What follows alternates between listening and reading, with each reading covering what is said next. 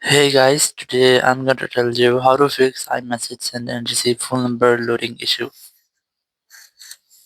If you are using any iPhone or iPad and you're trying to enter phone number in your iMessage and receive section, but you're facing the issue that your iMessage is still loading your send and receive phone numbers, let's see some possible fixes.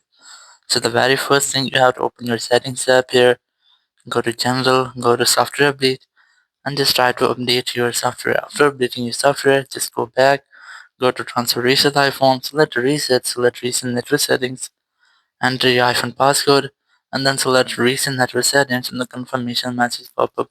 It will reset all over your network settings. So if there will be an issue with your iPhone network setting, it will be fixing the step and you'll not get the issue again.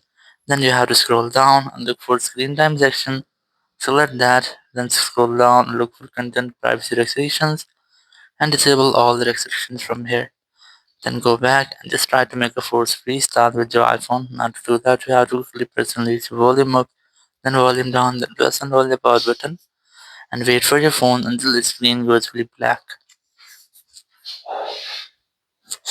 And here, once you get the black screen, you just have to wait for Apple logo. And once you get the Apple logo, just release the button and wait for your phone until it restarts. So after restarting, you just have to unlock your phone. And here you have to retry to check if your issue has been fixed or not. So it might be your issue will be fixed. Thank you very much for watching the video. Until next video, bye bye.